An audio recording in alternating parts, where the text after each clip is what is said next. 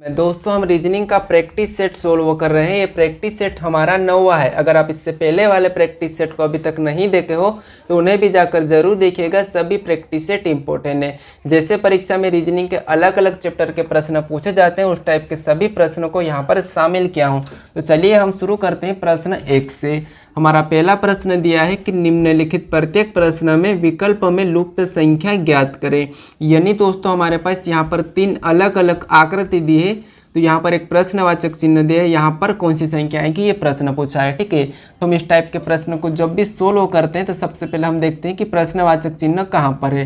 तो जैसे यहाँ पर अगर प्रश्नवाचक चिन्ह है तो इसी की जगह पर बाकी की संख्या, जैसे यहाँ पर 650 कैसे लिखा है और यहाँ पर 549 कैसे लिखा है, ये पता करते हैं। ठीक है, तो दोस्तों आप हर किसी प्रश्न का खुद से भी जवाब देने की जरूर कोशिश करिएगा।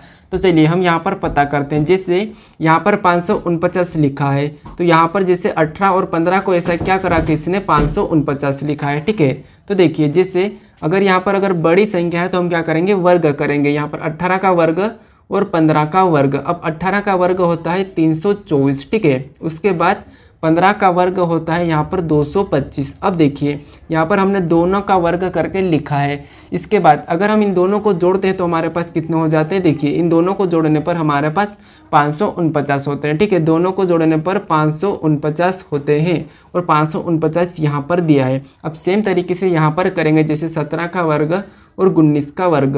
अब 17 का वर्ग होता है 289, उसके बाद 19 का वर्ग होता है 361। अब देखिए हम क्या करेंगे, जैसे यहाँ पर संख्या को जोड़ा था तो यहाँ पर भी हम संख्या को जोड़ लेंगे।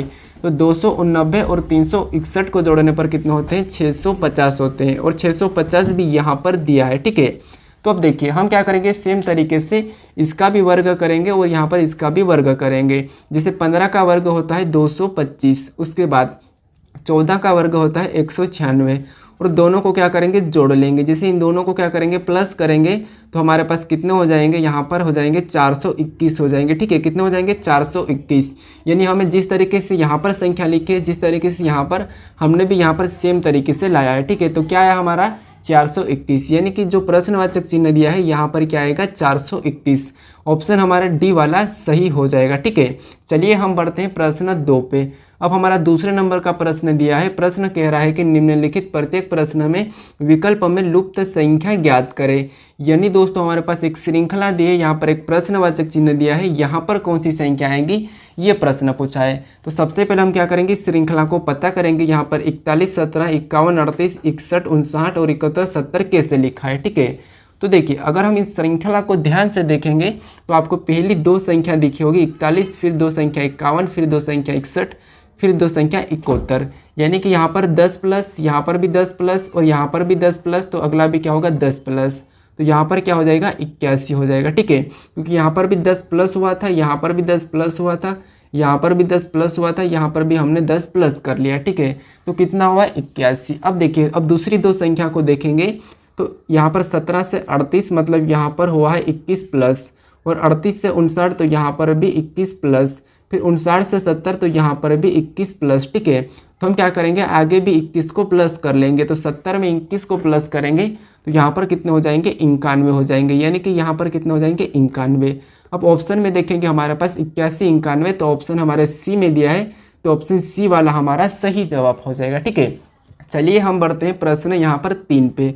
अब तीसरे नंबर का प्रश्न कह रहा है कि दिए गए विकल्पों में से संबंधित संख्या को चुनिए। यानी दोस्तों जैसे यहाँ पर 12.5 का संबंध 6.25 से है तो हमें यहाँ पर 7 का संबंध बताना है। ठीक है, तो देखिए सबसे पहले हमें क्या करना है, यहाँ पर सबसे पहले हम ये पता करना है कि जैसे 12.5 का 6.25 से कैसे रिलेशन है। ठीक है, सेम तरीके से हम यहाँ पर बताएंगे। दोस्तों ये नंबर एनालॉजी का प्रश्न है। ठीक है, तो चलिए जैसे यहाँ पर क्या करते हैं, अगर मैं यहाँ पर भाग 2 से कर दूँ। ठीक है, यहाँ पर 2 का भाग दे दूँ यहाँ पर 12 में, यानी 12.5 में 2 का भाग दे दूँ तो मेरे पास कितने हो जाएंगे, 6.25। ठीक है, यहाँ पर भी साथ में क्या करेंगे, यहाँ पर 2 से भाग दे देंगे, साथ में भी 2 से भाग देंगे तो 2 दूना 4। ठीक है, 2 त्रिया 6, उसके बाद 1 बचा, पॉइंट लगेगा 10 होगा, यानी कि 2 पंजे 10, यानी कि भाग देने पर हमारा कितना हुआ है, 3.5।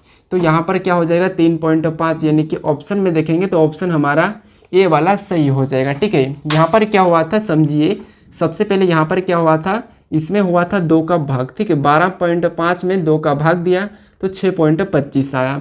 उसके बाद हमने भी सेम तरीके से यहाँ पर भी 7 में क्या किया, 2 का भाग दिया, तो 7 में 2 का भाग देने पर 3.5 होते हैं, ठीक है। और 3.5 हमारा क्या होगा, सही जवाब होगा। ऑप्शन हमारा ए वाला सही हो जाएगा, ठीक है। चलिए हम बढ़ते हैं प्रश्न 4 पे। अब हमारा 4 नंबर का प्रश्न कह रहा है कि दिए गए विकल्प में से संबंधित अक्षरों को चुनिए। यानी दोस्तों हमें जैसे यहाँ पर इन अक्षरों का संबंध इनसे है तो हमें यहाँ पर इसका बताना है। ये भी हमारा क्या है, यहाँ पर अक्षर एनालॉजी का है, ठीक है। तो एनालॉजी के प्रश्न इंपॉर्टेंट है दोस्तों, 2-3 प्रकार के पूछे जाते हैं, ठीक है। तो जैसे सबसे पहले हमें क्या करना है, जैसे CAE का XZV कैसे लिखा है तो हमें यहाँ पर जैसे JHL का बताना है, ठीक है। तो देखिए अगर हम इन लेटर को ध्यान से देखेंगे तो जैसे C का विपरीत क्या है तो X है, A का विपरीत Z है और E का विपरीत V है, ठीक है। तो देखिए इनका क्या है, विपरीत है। अगर आपको विपरीत नहीं पता है तो जैसे आप A से लगा के M तक ABCD लिखना, उसके बाद जस्ट नीचे N से वापस आना और Z तक लिखना, तो ये जितने भी बीच में ये एक दूसरे के विपरीत हो जाएंगे, ठीक है। तो जैसे यहाँ पर इनके विपरीत है। उसके बाद अब देखिए जैसे हम इसका J का विपरीत देखते हैं तो J का विपरीत होता है Q होता है, ठीक है। J का विपरीत क्या होता है, Q होता है। और H का विपरीत होता है S और उसके बाद O का विपरीत होता है, यहाँ पर देखिए O का विपरीत होता है L, ठीक है। O का विपरीत होता है L, तो यहाँ पर क्या हो जाएगा L। अब देखिए यहाँ पर L दिया है, ठीक है। L का विपरीत होता है O, तो यहाँ पर क्या हो जाएगा O। अब देखिए QSO ये ऑप्शन में देखेंगे हम तो हमारे पास QSO ऑप्शन हमारे ए में दिया है, तो ऑप्शन ए वाला हमारा सही हो जाएगा, ठीक है। यहाँ पर क्या हुआ था, जैसे C का विपरीत X, A का विपरीत Z और E का विपरीत V है, ठीक है।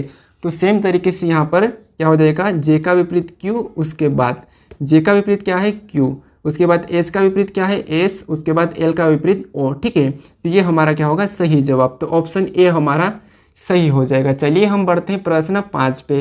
अब 5वें नंबर का प्रश्न दिया है कि यहाँ पर प्रश्न कह रहा है कि M P का पुत्र है, Q O की पोती है, जो P का पति है, P का O से संबंध बताइए। यानी दोस्तों जैसे सबसे पहले यहाँ पर क्या कहा है कि M P का पुत्र है, यानी जैसे ये जो हमारा M है ये क्या है, P का पुत्र है, तो पुत्र यानी कि P ऊपर हो जाएगा, पुत्र का हम प्लस मान लेंगे, ठीक है। उसके बाद आगे कहा कि Q O की पोती है, ठीक है। तो Q O की पोती है, उसके बाद जो P का पति है, तो देखिए अब देखिए Q O की पोती है, Q क्या है, O की पोती है, तो यहाँ पर O हो जाएगा और पोती है, ठीक है। ये पोती है तो यहाँ पर कोई और कुछ है, ठीक है। उसके बाद Q O की पोती है जो P का पति है, ठीक है। जो P का पति है तो इसका पति कौन हो गया, Q हो गया, ठीक है। तो ये पति है और ये पत्नी है, और ये O किसकी मतलब यहाँ पर पोती है, तो यहाँ पर Q की पोती है। तो अब देखिए ये तो दोनों पति पत्नी हो गए, ठीक है। और यहाँ पर देखिए ये पोती है तो यहाँ पर इसका मतलब ये है कि इसका ये जो O है ये M का कौन हो जाएगा, यहाँ पर पुत्री हो जाएगी, ठीक है। अब देखिए जैसे ये क्या है, क्योंकि ये बेटी है, बेटा है, उसके बाद बेटा का ये बेटी है तो वो पोती होती है, ठीक है। अब देखिए प्रश्न पूछा है कि M का O से क्या संबंध, यानी कि यहाँ पर उल्टा करेंगे हम, जैसे O का M क्या लगेगा, ठीक है। तो O का M क्या लगेगा, तो यहाँ पर पिता लगेगा, ठीक है, क्योंकि ये इसका पिता है और इसके पिता की ये माँ है, ठीक है, और ये इसका पापा है, ठीक है। तो देखिए यहाँ पर M क्या लगेगा O का, तो यहाँ पर पिता लगेगा, तो ऑप्शन हमारा C वाला सही हो जाएगा, ठीक है। चलिए हम बढ़ते हैं प्रश्न 6 पे। अब 6 नंबर का प्रश्न दिया है हमें। प्रश्न कह रहा है कि यदि 324 गुणे 289 बराबर 35, उसके बाद 441 गुणे 484 बराबर 43, ठीक है। उसके बाद 625 गुणे 400 बराबर 45, तो 256 गुणे 729 का पूछा है, ठीक है। इसका हमें मान ज्ञात करना है। तो सबसे पहले हमें ये पता करना है कि जैसे यहाँ पर 324 गुणे 289 35 कैसे लिखा है, ठीक है। उसके बाद यहाँ पर 441 गुणे 484 बराबर 43 कैसे लिखा है। उसके बाद 625 गुणे 400 बराबर 45 कैसे लिखा है, ये पता करना है। तो देखिए अगर हम इन संख्या को ध्यान से देखेंगे, यहाँ पर 324 18 का वर्ग है और यहाँ पर 289 ये हमारा 17 का वर्ग है, और इन दो संख्या को हम जोड़ लेते हैं, ठीक है। इन दो संख्या को जोड़ते हैं तो हमारे पास 35 होते हैं, ठीक है। यहाँ पर कितने होते हैं, 35 हो जाते हैं। उसके बाद ये हमारा किसका वर्ग है, तो ये हमारा यहाँ पर 441 यानी हमारा ये 21 का वर्ग है। उसके बाद 484 यानी कि हमारा 22 का वर्ग है, और इन दोनों संख्या को भी आपस में जोड़ लेते हैं तो यहाँ पर कितने होते हैं, 43 होते हैं, ठीक है। और 43 भी यहाँ पर दिया है। तो जैसे यहाँ पर 625, ये 625 क्या है तो 25 का वर्ग है, और 400 क्या है तो ये 20 का वर्ग है। यहाँ पर भी दोनों संख्या को जोड़ लेते हैं तो यहाँ पर कितने होते हैं 45 होते हैं, और 45 भी यहाँ पर दिया है। तो इसका मतलब ये है कि ये संख्या किसका वर्ग है और ये संख्या किसका वर्ग है, ये पता करके हमें उन्हें जोड़ लेना है। तो 256, अब देखिए जो 256 है ये किसका वर्ग है, और यहाँ पर हमारा क्या दिया है, यहाँ पर ये जो 729 है, ठीक है। तो 256 हमारा 16 का वर्ग है, उसके बाद 729 हमारा यहाँ पर कितने का वर्ग है, तो यहाँ पर हमारा 29 का है, ठीक है। अब देखिए यहाँ पर कितने का 27 का वर्ग 729 से, और 16 ये हमारा 256। अब क्या करेंगे, इन दोनों को आपस में जोड़ लेंगे। तो 16 और 27 को जोड़ने पर कितने होते हैं, तो देखिए 7 और 6 कितने होते हैं 13, और 13 का 3 हासिल का 1, और 1 और 2 3, 3 और 1 4 कितने होते हैं 43। तो हमारा ऑप्शन हमारा सी वाला सही होगा, यानी कि 43 43, ठीक है। तो ऑप्शन सी हमारा सही हो जाएगा। हमने क्या किया था, जैसे इसने इन वर्गों का लिख के ना जोड़ लिया है तो हमने भी यहाँ पर इनका वर्ग लिख के ना जोड़ लिया है, ठीक है। तो हमारा ऑप्शन सी वाला सही हो जाएगा। चलिए हम बढ़ते हैं प्रश्न 7 पे। अब 7वें नंबर का प्रश्न दिया है कि दिए गए वर्ग में कितने त्रिभुज है, ठीक है। क्या कहा है प्रश्न कि दिए गए वर्ग में कितने त्रिभुज है। तो यहाँ पर क्या करना है, हमें यहाँ पर त्रिभुज कितने ये बताना है। तो देखिए यहाँ अगर हम त्रिभुज ध्यान से देखेंगे तो हमारा यहाँ पर 1 2 3 4 5 6 त्रिभुज तो यहाँ पर है, ठीक है। अब देखिए दूसरा गिनेंगे तो एक हमारा यहाँ से बना है एक, उसके बाद एक हमारा देखिए ये तो एक हुआ है, उसके बाद अब मैं कलर चेंज करता हूँ, एक हमारा यहाँ से बना है तो 2, एक ये हमारा है, ठीक है। अब देखिए इन सभी को हम जोड़ लेते हैं तो यहाँ पर हमारा कितना होता है 8, यानी कि इस त्रिभुज में कितने हैं, तो यहाँ पर इस आकृति में कितने त्रिभुज है 8 है। तो 8 हमारा ऑप्शन सी में दिया है, तो ऑप्शन सी वाला हमारा सही जवाब हो जाएगा, ठीक है। चलिए हम बढ़ते हैं प्रश्न 8 पे। अब 8वें नंबर का प्रश्न दिया है। प्रश्न कह रहा है कि दी गई श्रृंखला श्रेणी में लुप्त अक्षर ज्ञात कीजिए। यानी दोस्तों हमारे पास यहाँ पर कुछ श्रेणी दी है, इसमें यहाँ पर लुप्त अक्षर है, तो इन अक्षर को पूरा करना है, भरना है, ठीक है।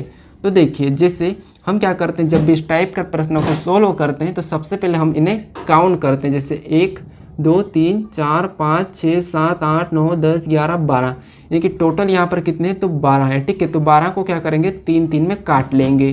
तो देखिए जैसे यहाँ पर 3 में काटेंगे तो यहाँ से कटेगा, फिर यहाँ से कटेगा, फिर ये यहाँ से कटेगा। अब देखिए अब यहाँ पर हम क्या भर सकते हैं कि हमारे पास सारे ऑप्शन एक जैसे हो जाएंगे, ठीक है।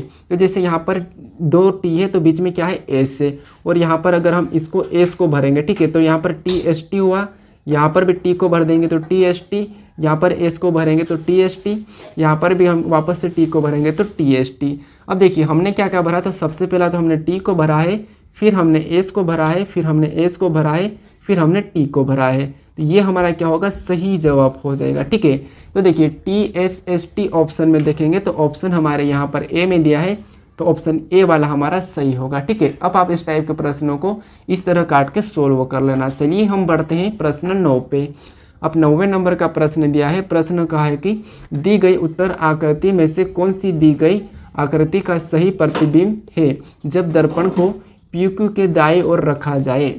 यानी दोस्तों हमें क्या करना है, जो हमारे पास ये जो आकृति है इसका इस तरफ कैसी छाया बनेगी, ये प्रश्न पूछा है, ठीक है। तो देखिए सबसे पहले क्या करेंगे, हम एक एक चीज़ को पहचानेंगे। ये आकृति पूरी तरह से इस तरफ यानी कि इधर घूम जाएगी, ठीक है, ये तो आपको पता होगा। अब देखिए जैसे हम ये हमारे 3 लाइन है ना, तो 3 लाइन यहाँ पर भी सीधी ही होगी, ठीक है। तो यहाँ पर ऑप्शन में देखेंगे तो ऑप्शन हमारा बी तो नहीं होगा, फिर ऑप्शन हमारा डी भी नहीं होगा। उसके बाद अब देखिए हम ये आकृति देखेंगे तो ये आकृति हमारी इधर घूम जाएगी, ठीक है, किधर इधर घूम जाएगी। तो अब देखिए ये वाली आकृति हमारी उधर घूम जाएगी, तो यहाँ पर देखेंगे हम तो ऑप्शन सी में हमारी 2 ही आकृति है, ये वाली, ठीक है, 2 ही चिन्ह है, तो हमारा ऑप्शन सी भी नहीं होगा और ऑप्शन ए हमारा यहाँ पर सही जवाब हो जाएगा, ठीक है। कौन सा होगा ऑप्शन ए, यानी इसको PQ पर रखेंगे यहाँ पर तो इस तरफ इसका डायग्राम ऑप्शन ए की तरह दिखेगा, ठीक है। तो ऑप्शन ए वाला हमारा सही हो जाएगा। अब चलिए हम बढ़ते हैं प्रश्न यहाँ पर 10 पे। अब 10वें नंबर का प्रश्न कह रहा है कि दिए गए कथन में से सही निष्कर्ष का चयन करें। यानी जैसे कथन दिया है फिर हमें निष्कर्ष दिया है, तो सबसे पहले हम क्या करेंगे कथन को देखेंगे। पहला कथन कह रहा है कि कोई गेट छड़े नहीं है। यानी जैसे मान लीजिए ये कौन है, गेट है, और यहाँ पर हमारा एक छड़े है, ठीक है, ये हमारा सी मतलब छड़े। ये कोई भी गेट छड़े नहीं है तो इसका मतलब इनका कोई भी रिलेशन नहीं दिख रहा है, ठीक है। तो ये हमारा क्या बना है डायग्राम बना है। उसके बाद दूसरा कह रहा है कि कुछ छड़े खिड़कियां हैं, यानी कि ये कुछ छड़े हैं, ये क्या है, खिड़कियां हैं। तो खिड़कियां मतलब मैं के का ले लेता हूँ और ये कुछ वाला डायग्राम बन गया, ठीक है। यहाँ पर ये कुछ है। उसके बाद अब निष्कर्ष इनके बारे में क्या कह रहा है ये हमें पता करना है, जिससे अब पहला निष्कर्ष कह रहा है कि सभी द्वार खिड़कियां हैं। अब देखिए यहाँ पर सभी द्वार खिड़कियां, अब द्वार तो पहले से यहाँ पर कोई भी कथन में नहीं था, तो ये तो गलत ही होगा, ठीक है, क्योंकि कथन ही नहीं था तो निष्कर्ष कैसे कह सकता है, तो पहला तो गलत है। उसके बाद दूसरा कह रहा है कि कुछ छड़े गेट है। अब देखिए छड़े और गेट का कोई आपस में रिलेशन नहीं है, तो यहाँ पर कुछ भी नहीं होगा, ठीक है।